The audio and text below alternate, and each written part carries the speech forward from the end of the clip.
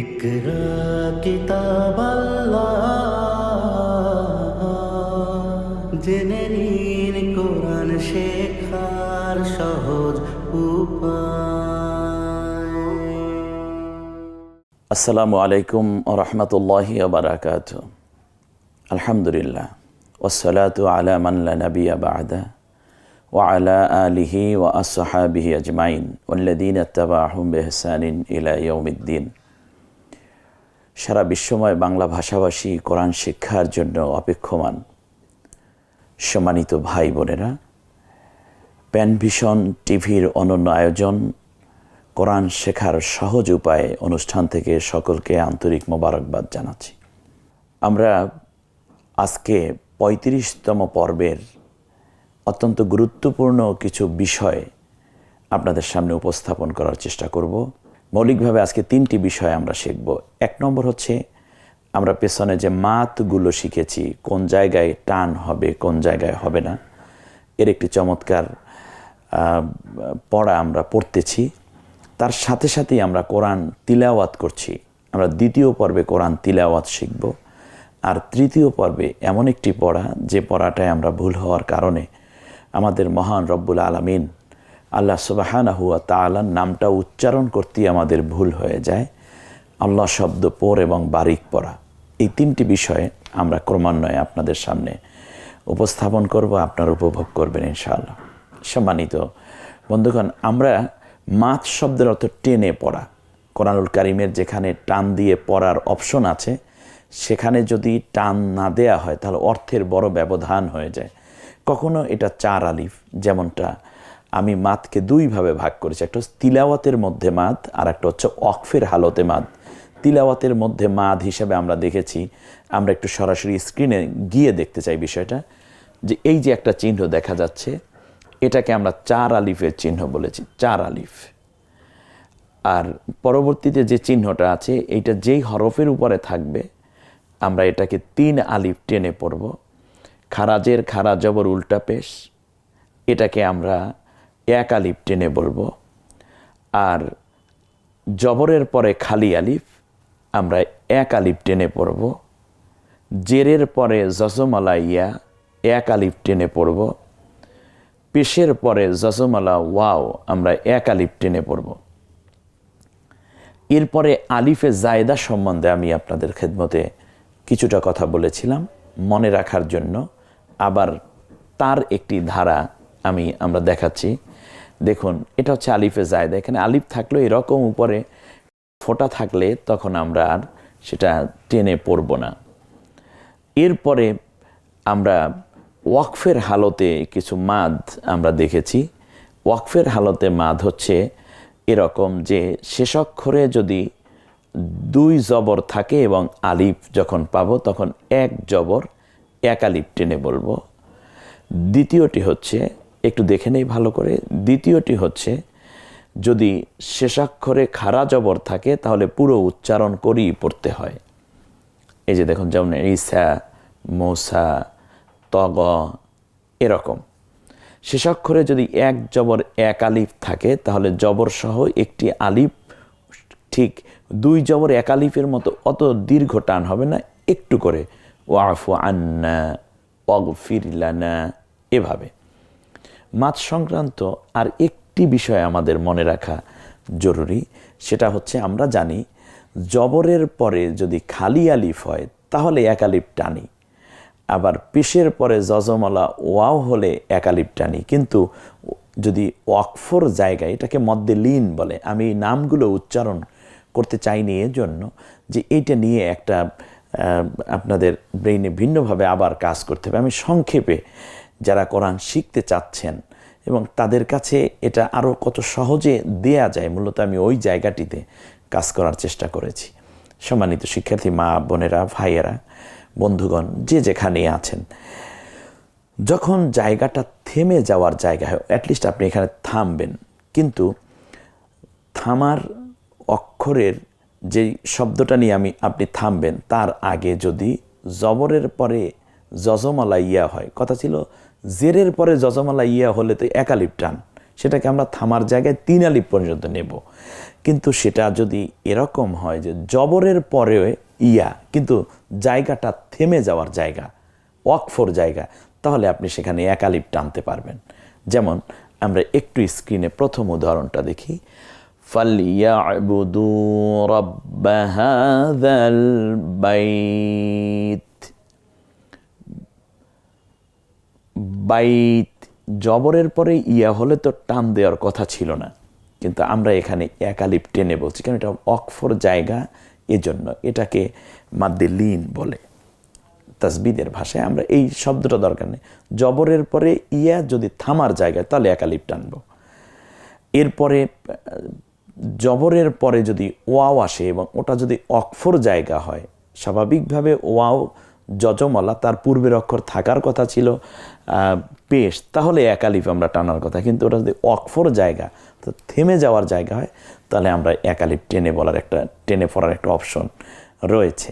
যেমন ওয়া আমানাহুম মিন খাউফ, এই যে মিন খাউফ, একটু আমরা স্ক্রিনে চলে যাচ্ছি, সূরা কুরাইশের এই আয়াতটি, ওয়া আমানাহুম মিন খাউফ, এখানে 1 আলিফ আমরা টানতে পারবো। এরপরে যদি আমরা আরেকটু অন্য একটা উদাহরণ দেখি, যেমন যেটা ফজর আজানে আমরা শুনে থাকি, বাংলাদেশে কত আজান শুনি, আলহামদুলিল্লাহ, এক একজনের এক একটা মধুরতা আছে। আজকে ওই যে কবিতা কে মোরে শোনালো ওই আজানের ধ্বনি, মর্মে মর্মে সে সুর বাজিল কি সুমধুর, আকুল হইল প্রাণ নাচিল ধমনী।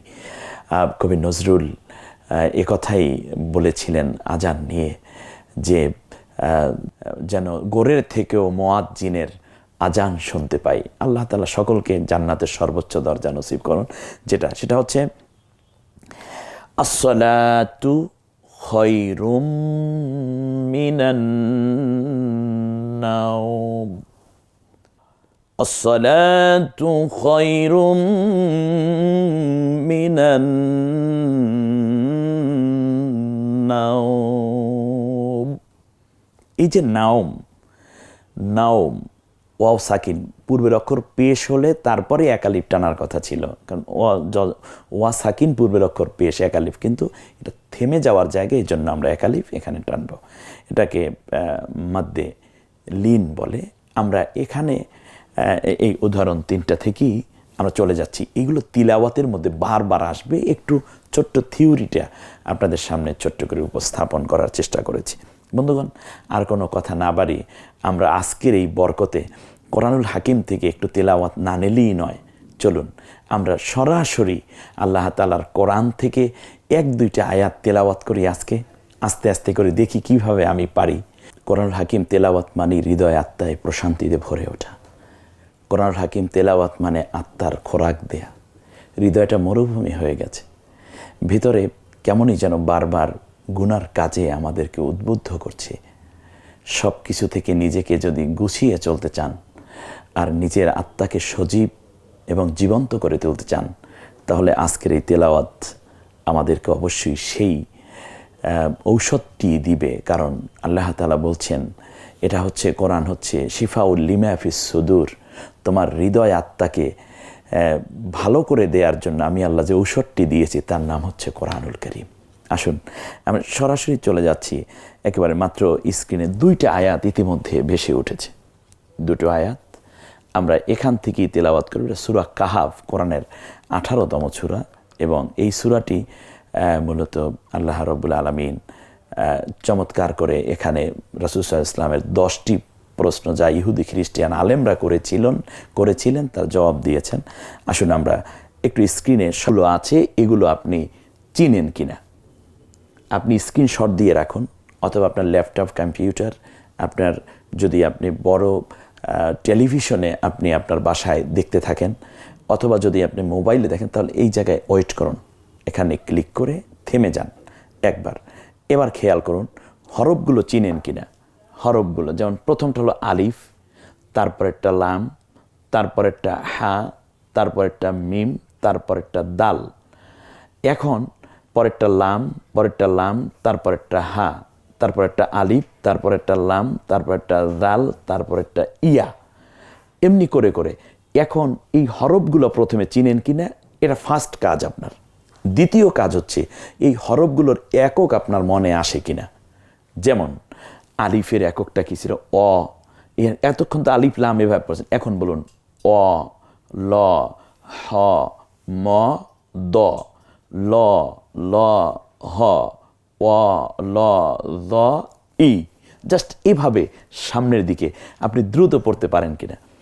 তৃতীয়বারে এইবার আপনাদেরকে আমি হারকাত দিয়ে একটু দেখানোর চেষ্টা করছি যে আমরা কি পড়তে চাই। আমার সাথে পড়ুন, আউযু বিল্লাহি মিনাশ শাইতানির রাজিম, বিসমিল্লাহির রহমানির রহিম। দেখুন কি চমৎকার করে চলে আসলো। আলহামদু লিল্লাহিল্লাযী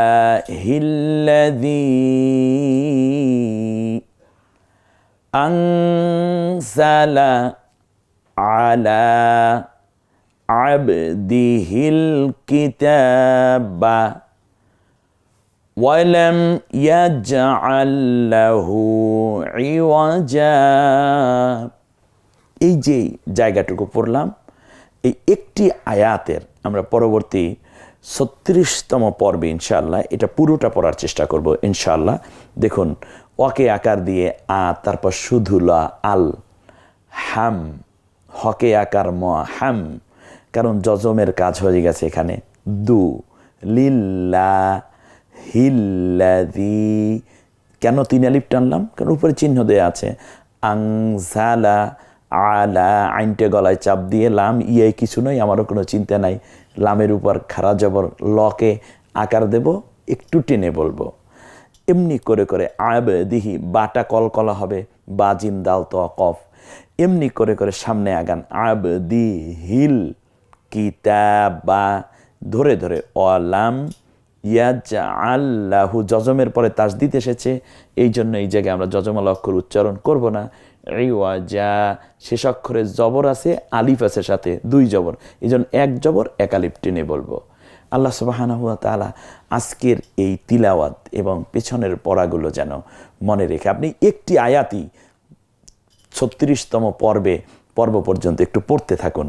ভুল হবে, আগামীকাল আবার তেলাওয়াত পরবর্তী পর্বে যখন আসব তখন আপনার ভুলটা আপনি ধরে নেবেন। আল্লাহ সুবহানাহু ওয়া তাআলা প্যান ভিশনের এই অনন্য আয়োজনে আমাদেরকে সম্পৃক্ত থেকে কোরআনের মধ্যে যেন নিজেদেরকে উজাড় হয়ে তিলাওয়াতের তৌফিক দান করেন। আমিন। আসসালামু আলাইকুম ওয়া রাহমাতুল্লাহ।